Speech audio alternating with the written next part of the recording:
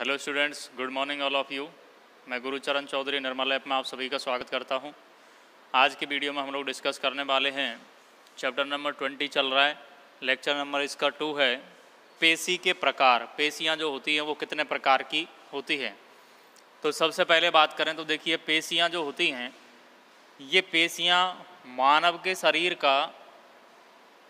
का जो शरीर होता है उस मानव शरीर का लगभग 40 से 50% भाग बनाती हैं। इतना बड़ा भाग बना रही हैं, मतलब लगभग 50% जो भाग बन रहा है वो किससे बन रहा है? पेशियों से इसका निर्माण हो रहा है। दूसरी बात करें तो देखिए, पेशियां जो होती हैं, इन पेशियों में विशिष्ट गुण पाया जाता है। एक तो होता है उत्तेजनशीलता का गुण होता है, उत्तेजनशीलता। प्रसारण या प्रसार का गुण होता है। उत्तेजनशीलता का मतलब होता है उत्तेजित होना, प्रसार का मतलब फैलना। संकुचनशीलता, संकुचन का मतलब होता है सिकुड़ना, तो संकुचनशीलता का गुण भी इनके अंदर पाया जाता है। ठीक है, तो ये सारे गुण पाए जा रहे हैं किसके अंदर? पेशियों के अंदर। कितना भाग बना रही हैं? 40 से 50% भाग इनके द्वारा बनाया जाता है। अब ये पेशियां जो हैं, उन पेशियों के द्वारा शरीर के विभिन्न भाग जो होते हैं उन विभिन्न भागों के द्वारा गति प्रदर्शित की जाती है, चाहे वो मुद्रा या हाव भाव में परिवर्तन हो या फिर क्या है, स्थान परिवर्तन हो, एक स्थान से दूसरे स्थान पर जाना हो। तो उसके लिए कौन जिम्मेदार होती हैं? ये पेशियां जिम्मेदार होती हैं। अब इन पेशियों के प्रकार की हम लोग बात कर रहे हैं, तो पेशियां जो होती हैं वो कितने प्रकार की होती हैं? मुख्य रूप से पेशियां 3 प्रकार की होती हैं। कितने प्रकार की पेशियां हैं? 3 प्रकार की। सबसे पहली मैं बात करूं तो वो है कंकाली पेशी। कंकाली पेशी, ठीक है। कंकाली पेशी किनको कहा जाता है? ऐसी पेशियां जो कि कंकाल तंत्र के ऊपर पाई जाती हैं। कंकाल का मतलब अस्थियां जो होती हैं, उन अस्थियों के ऊपर जो पाई जाती हैं उनको क्या कहा जाता है? कंकाली पेशी के नाम से जाना जाता है। जैसे मान लीजिए, इस उंगली के ऊपर, उंगली के अंदर क्या है? हड्डी है, अस्थि है, तो इस अस्थि के ऊपर क्या पाई जा रही हैं? पेशियां पाई जा रही हैं। तो इन पेशियों को किस नाम से जाना जाएगा? कंकाली पेशी के नाम से जाना जाएगा। चूँकि देखिए, संरचना की अगर बात करें तो ये कंकाली पेशी जो होती हैं, इनकी संरचना और आकार जो होता है, इस संरचना में धारियाँ दिखाई देती हैं या रेखाएं दिखाई देती हैं, और धारियों या रेखाओं की उपस्थिति के कारण इनको रेखित पेशियों के नाम से भी जाना जाता है। कौन सी पेशियां कहते हैं इनको? रेखित पेशी के नाम से जाना जाता है। अब दूसरी कंडीशन में अगर हम लोग बात करें तो हमारा जो तंत्रिका तंत्र होता है, उस तंत्रिका तंत्र का इन पेशियों पर डायरेक्ट कंट्रोलिंग होती है। हमारी इच्छा शक्ति की डायरेक्ट कंट्रोलिंग होती है, नियंत्रण होता है। तो इच्छा शक्ति, हमारी इच्छा शक्ति का तंत्रिका तंत्र का डायरेक्ट नियंत्रण होने के कारण इनको ऐच्छिक पेशी के नाम से भी जाना जाता है। कौन सी पेशी कहा जाता है इनको? ऐच्छिक पेशी के नाम से भी इनको जाना जाता है। कौन सी पेशियों को? कंकाली पेशियों को। किसके ऊपर पाई जा रही हैं? कंकाली अवयवों के ऊपर इनकी उपस्थिति होती है।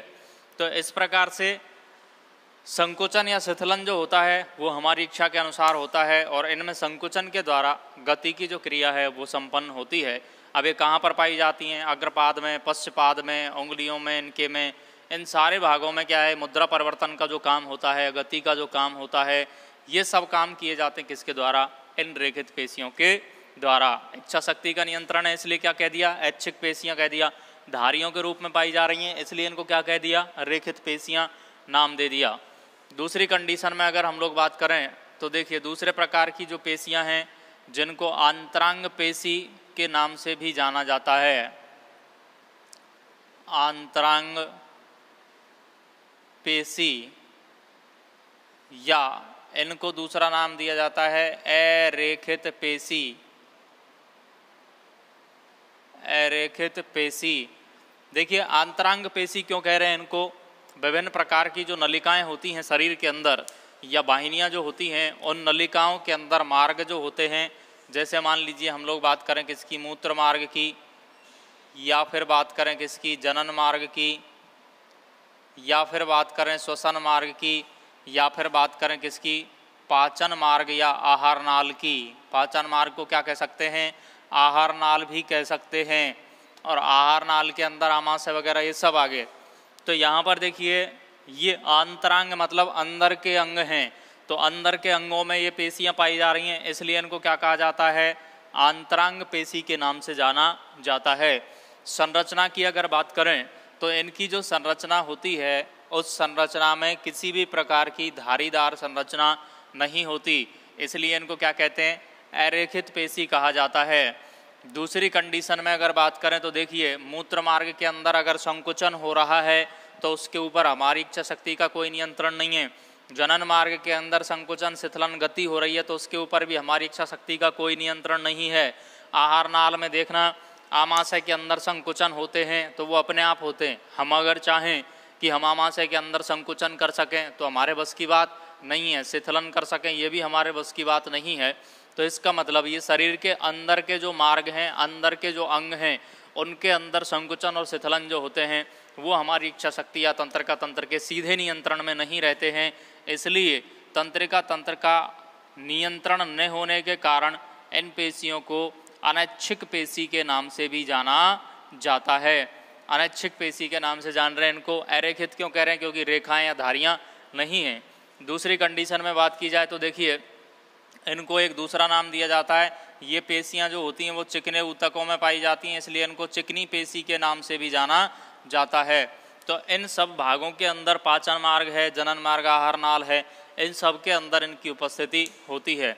रेखाएं नहीं होती इसलिए तो इनको क्या नाम दे दिया, अरेखित। हमारे तंत्रिका तंत्र की डायरेक्ट कंट्रोलिंग इच्छा शक्ति का नियंत्रण नहीं होता, इसलिए इनको नाम क्या दे दिया, अनैच्छिक पेशी। और चिकनी प्रकृति की होती हैं, स्मूथ होती हैं, इसलिए इनको क्या नाम दे दिया, चिकनी पेशियां नाम दे दिया। तीसरी कंडीशन में हम लोग बात करें तो तीसरे प्रकार की जो पेशियां होती हैं, ये तीसरे प्रकार की पेशी हैं हृदय पेशी। कैसी पेशी हैं, हृदय पेशी हैं, ठीक है। हृदय पेशी क्यों कहते हैं इनको, देखिए क्योंकि हृदय पेशियां जो होती हैं ये विशिष्ट प्रकार की पेशियां हैं और इनकी उपस्थिति केवल और केवल कहाँ पर पाई जाती है, हृदय के अंदर पाई जाती है, ठीक है। रेखाएं या धारियां इनके अंदर होती हैं और रेखाओं के कारण या रेखा या धारियों की उपस्थिति के कारण इन पेशियों को क्या कहा जाता है, रेखित पेशी कहा जाता है। लेकिन दूसरी कंडीशन में अगर बात करें तो इनके ऊपर हमारी इच्छा शक्ति या तंत्रिका तंत्र का सीधा नियंत्रण नहीं होता है, डायरेक्ट कंट्रोलिंग नहीं होती है, इच्छा शक्ति का नियंत्रण नहीं है। इसलिए जब नहीं है तो क्या नाम दे दिया, अनैच्छिक पेशी नाम दे दिया। अनैच्छिक पेशियों को क्या कहते हैं, अरेखित पेशी के नाम से भी जाना जाता है। तो इसलिए इच्छा शक्ति का डायरेक्ट कंट्रोलिंग नहीं है, मतलब हार्ट जो है उसको ना तो हम उसमें संकुचन शिथिलन कुछ नहीं कर सकते, अपने आप होता है, तो डायरेक्ट तंत्रिका तंत्र के द्वारा इसकी कंट्रोलिंग नहीं होती। तो रेखाओं के रूप में पाई जा रही हैं, इसलिए धारियों के रूप में पाए जाने के कारण तो रेखित पेशी, इच्छा शक्ति का नियंत्रण नहीं है, इसलिए अनैच्छिक या अरेखित पेशी कहते हैं। तो ये पेशियां जो होती हैं ये दोनों प्रकार की पेशियों का मिश्रण के रूप में जानी जाती हैं, अर्थात रेखित और अरेखित पेशियां दोनों जो होती हैं वो किसका निर्माण करती हैं, हृदय पेशियों का निर्माण करती हैं। और ये हृदय पेशियां जो होती हैं वो केवल और केवल कहाँ पर पाई जाती हैं, हृदय के अंदर इनकी उपस्थिति होती है। मैं समझता हूँ इतनी बात आपके समझ में आ गई होगी। अब हम लोग बात करेंगे किसकी, कंकाली पेशी की।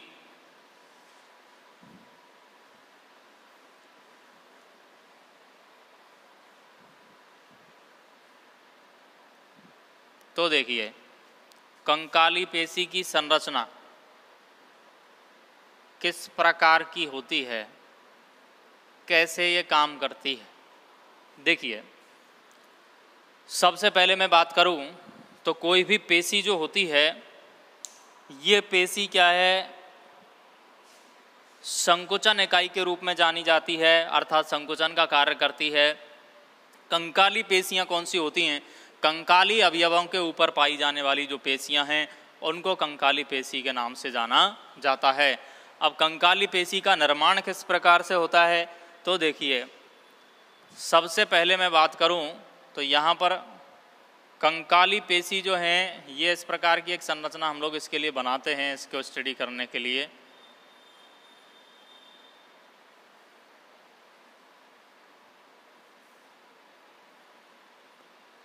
ये देखिए यहाँ पर क्या होता है, कंकाली पेशी या पेशी की अगर बात करें तो पेशी का निर्माण कई सारे पेशी बंडलों से होता है। पेशी का निर्माण किससे होता है? पेशीय बंडल, बंडल का मतलब समूह से होता है। ठीक है, इन बंडलों को पूलिका कहते हैं, फेसिकल या पूलिकाएं कहा जाता है। ठीक है, अब ये पूलिकाएं जो होती हैं कैसी होती हैं? यूं इस प्रकार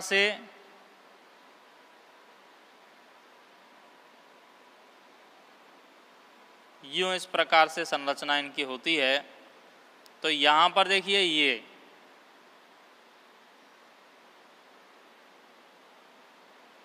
ये मैं इस प्रकार की संरचना बना रहा हूं इसके अंदर।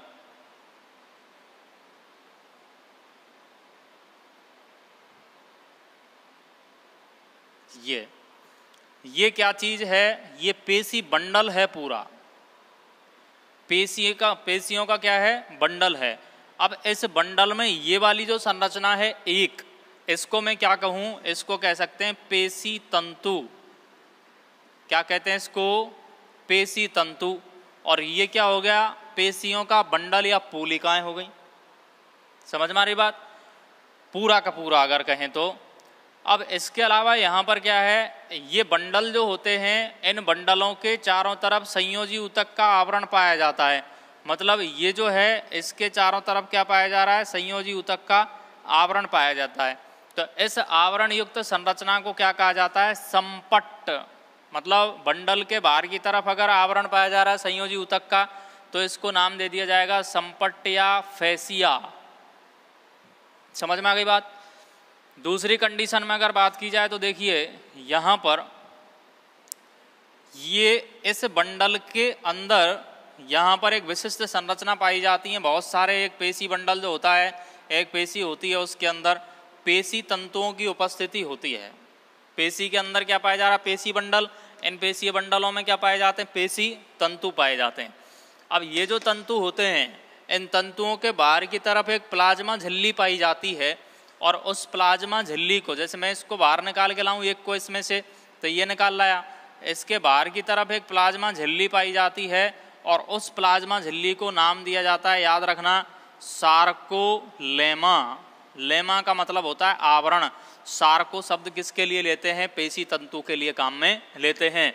तो यहाँ पेशी का निर्माण पेशी बंडलों से होता है। इन बंडलों में क्या पाए जाते हैं? पेशी तंतु पाए जाते हैं। देखो बहुत सारे पेशी तंतु मैंने बनाए हैं गोल गोल। इन पेशी तंतु के बाहर की तरफ एक मेम्ब्रेन पाई जाती है, झिल्ली पाई जाती है, जिसको क्या नाम दिया जाता है? सार्कोलेमा। सार्को शब्द किसके लिए काम में लेते हैं? पेशी तंतु के लिए काम में लेते हैं। अब यहाँ सार्कोलेमा की अगर बात करें तो ये जो सार्कोलेमा है ये क्या हुआ? एक बाहर का आवरण हुआ। इस पेशी तंतु के अंदर एक जालिका पाई जाती है, पेशी जालिका। जैसे अंतःप्रद्रव्य जालिका होती है वैसे ही इसके अंदर पेशी जालिका होती है।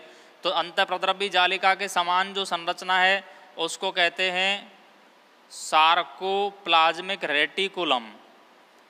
सार्कोप्लाज्मिक रेटिकुलम, पेशी द्रव्य जालिका, हिंदी में इसको कहते हैं पेशी द्रव्य जालिका। तो ये पेशी द्रव्य जालिका जो होती है, इस पेशी द्रव्य जालिका के अंदर कैल्शियम आयनों का भंडारण पाया जाता है, मतलब भंडार होता है। इस पेशी द्रव्य जालिका में क्या पाया जाता है? कैल्शियम आयन स्टोरेज रहते हैं, कैल्शियम आयनों का स्टोरेज इसके अंदर पाया जाता है। किसके अंदर? पेशीय द्रव्य जालिका के अंदर। तो पेशी के अंदर, पेशी तंतु के अंदर क्या होगा? तरल पदार्थ भी होगा। पेशी द्रव्य जिसको कहेंगे सार्कोप्लाज्म कहेंगे इसको।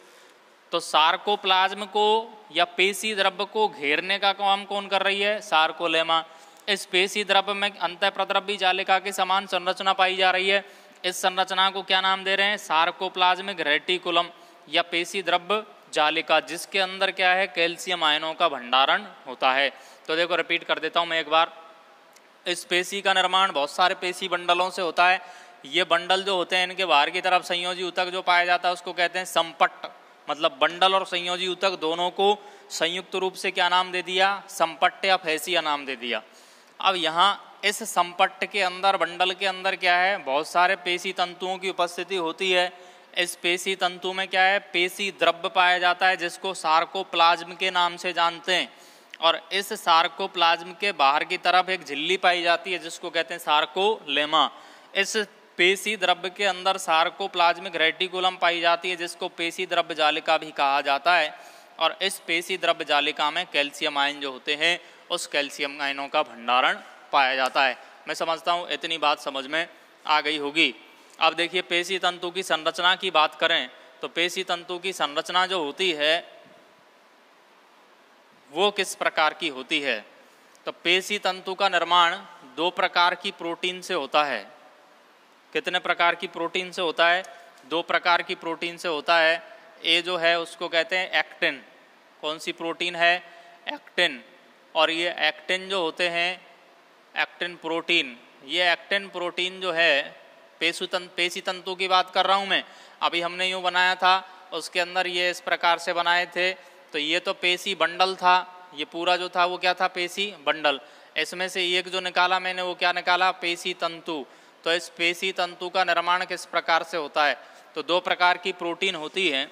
एक तो होती है एक्टिन प्रोटीन और दूसरी वाली जो होती है वो होती है मायोसिन प्रोटीन। तो देखिए एक्टिन प्रोटीन की सबसे पहले मैं बात करूं तो एक्टिन प्रोटीन जो है वो क्या है। पहली बात तो इस प्रोटीन के पतले प्रोटीनी तंतु होते हैं। कैसे होते हैं? पतले प्रोटीनी तंतु होते हैं, पतली होती है। दूसरी कंडीशन में अगर बात करें तो ये हल्की श्रृंखला का निर्माण करती है, हल्की पट्टियों का निर्माण करती है, जिनको क्या बनाती? पट्टी कौन बना रही है? Actin protein. कैसी बना रही है? पतली या हल्की पट्टी बना रही है, जिनको कहा जाता है समदैशिक बैंड। बैंड का मतलब होता है पट्टी, या इनको कहते हैं आई बैंड। क्या कहते हैं इनको? आई बैंड कहते हैं। कौन सी है आई बैंड? आई बैंड का निर्माण किससे हो रहा है? एक्टिन प्रोटीन से हो रहा है। एक्टिन प्रोटीन के जो तंतु है उनसे हो रहा है। कौन सी बैंड का निर्माण हो रहा है? आई बैंड का। कैसी होती हैं? हल्की पट्टियाँ होती हैं या पतली पट्टियों के रूप में ये पाई जाती हैं। समझ में आ गई होगी बात। अगली बात करें तो देखिए एक्टिन के बाद में दूसरी प्रकार की जो प्रोटीन होती है बी, उस बी प्रोटीन का नाम है कौन सा? दूसरे प्रकार की जो प्रोटीन है वो है मायोसिन प्रोटीन। और मायोसिन प्रोटीन जो होती है इसके प्रोटीनी तंतु कैसे होते हैं? मोटे। और ये किसका निर्माण करते हैं? एक भारी या मोटी बैंड या पट्टी का निर्माण करते हैं, जिसको कहा जाता है विषमदैशिक बैंड या ए बैंड। और ये ए बैंड जो होती है ना, ये ए बैंड कैसी होती है? भारी या मोटी बैंड होती है। कौन सी बैंड? A band. तो यहाँ पर देखिए एक्टिन प्रोटीन जो है उसको समदैशिक बैंड का निर्माण करती है। इसको कौन सी बैंड कहा जाता है? आई बैंड कहा जाता है। और मायोसिन प्रोटीन जो होती है वो कौन सी बैंड का निर्माण करती है? A band. बैंड का मतलब होता है पट्टी। तो ये तो समदैशिक पट्टी बना रही है एक्टिन तो, और मायोसिन कौन सी बना रही है? विषमदैशिक पट्टी का निर्माण करती है।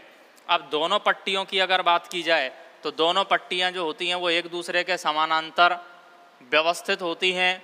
और किस प्रकार से व्यवस्थित होती हैं वो मैं आपको इसका बता देता हूँ। तो ये तो समझ में आ गई होगी, एक्टिन जो है वो आई बैंड का निर्माण करती है और मायोसिन जो है वो ए बैंड का निर्माण करती है। संरचना की अगर बात की जाए तो देखिए संरचना किस प्रकार की इनकी होती है।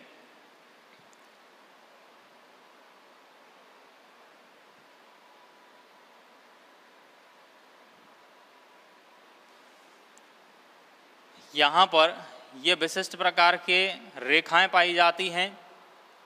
इनको क्या कहा जाता है? जेड रेखा। कौन सी रेखाएं? ये जेड रेखा। इन जेड रेखाओं के साथ में ये आई बैंड लगी हुई होती हैं। कैसे लगी हुई हैं? देखिए यहाँ यूँ इस प्रकार से जेड रेखा के साथ में लगी हुई है, ये लगी हुई है। ठीक है, इधर जेड रेखा के साथ यूँ दूसरी तरफ भी ये लगी होगी।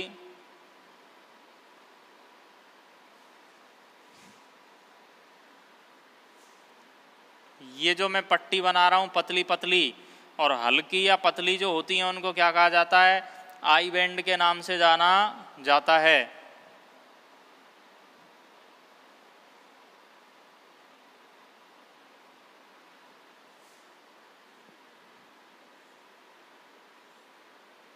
ये तो ये वाली जो रेखा बनाई मैंने वो कौन सी बनाई, जेड रेखा। ये मैंने बैंड बनाई है, ये कौन सी बनाई है, पतली बनाई है, आई बैंड। और आई बैंड का निर्माण किससे होता है, एक्टिन प्रोटीन से होता है। अब यहाँ पर मैं बात करूँ तो देखिए मायोसिन जो तंतु होते हैं उन मायोसिन तंतुओं की बैंड जो होती है उनको कहते हैं ए बैंड। तो ये तो एक्टिन तंतु हैं, मैंने पतले पतले जो बनाए हैं कौन से तंतु हैं, ये एक्टिन तंतु। तो इसको मैं लिख भी सकता हूँ एक्टिन। और यहाँ ये एक्टिन और मायोसिन दोनों जो होते हैं वो एक दूसरे के समानांतर, यूँ इस प्रकार से, जैसे ऊपर एक्टिन है तो नीचे मायोसिन तंतु पाए जाते हैं। तो ये एक दूसरे के समानांतर स्थित होते हैं। एक्टिन तंतु जुड़े होते हैं किसके साथ में, जेड रेखाओं के साथ में। लेकिन यहाँ पर मोटे प्रोटीनी तंतु पाए जाते हैं, इनकी तुलना में कैसे हैं, मोटे हैं, ये इस प्रकार के। तो इनको क्या कहा जाता है, मायोसिन तंतु कहा जाता है। कौन से तंतु कहते हैं इनको, मायोसिन तंतु कहा जाता है। मायोसिन तंतु कैसे हैं, मोटे। ऐसे याद रख लेना, M4 मायोसिन और M4 मोटे। तो ये मोटे तंतु हैं, प्रोटीनी तंतु, जो कि निर्माण करते हैं किसका, ए बैंड का। तो ये कौन सी बैंड है, मैंने रेड कलर से जो बनाई है यह है कौन सी, ए बैंड। और ए बैंड का निर्माण किससे होता है, मायोसिन तंतुओं से इसका निर्माण होता है। नाम थोड़े से अटपटे लगेंगे लेकिन याद आपको रखने हैं, जब कई बार आप इनको पढ़ेंगे तो याद हो जाएंगे। देखिए यहाँ ये ब्लैक कलर वाली जो पतली लाइन है ये तो क्या है, आई बैंड। मोटी वाली है वो कौन सी है, ए बैंड। आई बैंड जुड़ी होती है किसके साथ में जुड़ रही है, जेड रेखा। ये जेड रेखा, ये जेड रेखा मैंने यूँ बनाई है ना, यूँ लंबी लंबी। ये कौन सी रेखा है, जेड रेखा। ये भी कौन सी रेखा है, जेड रेखा। तो आई बैंड तो किसके साथ में जुड़े होते हैं, एक्टिन तंतु, जेड रेखा के साथ में। लेकिन ए बैंड की अगर बात करूं तो ये ए बैंड किसके साथ में जुड़ी होती है, मोटी वाली जो होती है ये जुड़ी होती है किसके साथ में, एम रेखा। एक रेखा है जिसका नाम है क्या, एम रेखा। ठीक है। अगली अगर मैं बात करूं इसकी संरचना की, तो यहाँ पर देखिए ये मोटे तंतु जो होते हैं, जब संकुचन इनके अंदर होता है तो संकुचन के समय ये मोटे तंतु और ये पतले तंतु हैं। तो पतला आदमी मोटे के ऊपर ही तो सरकता है, क्या मोटा आदमी पतले के ऊपर सरक सकता है, नो, मर जाएगा पतला। तो क्या है, इन मोटे तंतुओं के ऊपर ये पतले तंतु सरकते हैं। कैसे सरकते हैं, जैसे मान लीजिए ये बीच में, ये ऊपर एक्टिन और नीचे एक्टिन, बीच में कौन आ गया, मोटा मायोसिन। तो ये एक्टिन तंतु जो हैं इसके ऊपर सरकेंगे। तो ये जैसे ही सरकेंगे इसके ऊपर तो बीच का ये जो गैप है वो कैसा हो जाएगा, कम हो जाएगा। अब देखिए यहाँ पर दो जेड रेखाएं जो होती हैं, एक जेड रेखा तो जैसे मान लीजिए ये हो गई एक जेड रेखा, तो और दूसरी जेड रेखा ये है। तो दो जेड रेखाओं के बीच का जो अवकाश होता है, इस अवकाश को नाम देते हैं सार्कोमियर। सार्को शब्द मैंने आपको पहले ही बता दिया था, पेशियों से संबंधित है। तो ये जो अवकाश है इस अवकाश को क्या नाम देंगे, सार्कोमियर नाम देंगे। और यहाँ पर आपको दिख रहा है कि दो आई बैंड या एक्टिन तंतुओं के बीच का जो ये अवकाश है, ये वाला, ये आपको खालिस्तान दिख रहा है, इसको क्या कहते हैं, इसको नाम देते हैं एच क्षेत्र। कौन सा क्षेत्र कहते हैं इसको, एच क्षेत्र कहते हैं, एच जोन इसको कहते हैं। दो जेड रेखाओं के बीच का तो कौन सा हो गया, सार्कोमियर। और दो एक्टिन तंतुओं के बीच में जो गैप है वो कौन सा हो गया, एच क्षेत्र हो गया। समझ में आ गई बात। अब जब संकुचन होता है तो संकुचन के समय क्या होता है, ये जो एच क्षेत्र है और ये जो जेड रेखाएं हैं, तो ये जेड रेखाएं क्या एक दूसरे के पास पास आती हैं। संकुचन का मतलब सिकुड़ेगा, सिकुड़ेगा तो कैसे सिकुड़ेगा, ये जेड रेखा और ये जेड रेखा कैसी आ जाएंगी, पास पास। तो सार्कोमियर की लंबाई कैसी हो जाएगी, कम। पास पास आ रही है तो सार्कोमियर की लंबाई कम। एच क्षेत्र जो होगा वो भी क्या हो जाएगा, कम हो जाएगा। एच क्षेत्र बिल्कुल कम हो जाएगा। क्यों, क्योंकि जब ये सिकुड़ेंगे, ये जेड रेखाएं पास पास आएंगी, तो ये एक्टिन तंतु और ये एक्टिन तंतु भी कहाँ आ जाएंगे, एक दूसरे के बिल्कुल पास पास आ जाएंगे। तो इस प्रकार से क्या है, ये सार्कोमियर जो होगा वो छोटा हो जाएगा।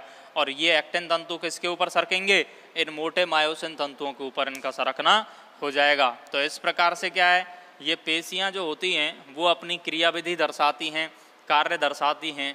और यहाँ पर कंकाली पेशी जो है, उस कंकाली पेशी के अंदर का निर्माण दो ही प्रकार की संरचनाओं से, दो ही प्रकार की प्रोटीन से हो रहा है। और उन प्रोटीन को क्या नाम दे रहे हैं, एक्टिन और मायोसिन प्रोटीन इनको नाम दिया जाता है। तो इस प्रकार से कंकाली पेशी जो होती है इसकी संकुचन की क्रिया विधि जो होती है, यह संकुचन जो होता है वो हमारी इच्छा शक्ति के ऊपर नियंत्रित रहता है, मतलब तंत्रिका तंत्र के द्वारा डायरेक्ट कंट्रोलिंग इसकी होती है। जैसे मान लीजिए इस हाथ को मैं, कंकाली पेशी तो है इसके ऊपर, तो इसके मैं जैसे बंद करना चाहूँ तो मैं अपने मन से कर सकता हूँ। कोई आदमी मुझे कह रहा है हाथ को मुट्ठी बंद कीजिए तो मैंने कर ली, खोलिए तो मैंने खोल ली, तो यहाँ तो मेरी इच्छा शक्ति का नियंत्रण है। जब मैंने बंद की तो संकुचन हुआ, संकुचन के समय क्या है ये पास पास आई जेड रेखाएं, लेकिन जैसे ही मैंने इसको खोला, ढीला किया तो वापस से अपनी पूर्व स्थिति में पहुँच जाएंगी। तो इस प्रकार से क्या है ये पेशियाँ जो होती हैं वो कार्य करती हैं। लेकिन अगर मैं पेट के अंदर की बात करूं, आमाशय के अंदर की बात करूं, तो आपको सुना होगा आपने खाना खाने के बाद कई तरह की आवाज़ें पेट में से आती हैं, तो वो हमारी इच्छा शक्ति से कंट्रोल नहीं रहती। हम कहें आवाज़ बंद हो जा, नहीं होनी, हम कहें आवाज़ चालू हो जा, नहीं होनी। क्यों नहीं होनी? क्योंकि उनके ऊपर हमारी इच्छा शक्ति का नियंत्रण नहीं है। लेकिन यहाँ पर क्या है कंट्रोलिंग होती है। तो इस प्रकार से कंकाली पेशी की संरचना हमने पढ़ ली और संरचना के बाद इसकी क्रियाविधि हम लोग कंप्लीट कर चुके हैं। आगे की बात जो है वो अगली क्लास में हम लोग करेंगे। तब तक के लिए thanks of all, good bye.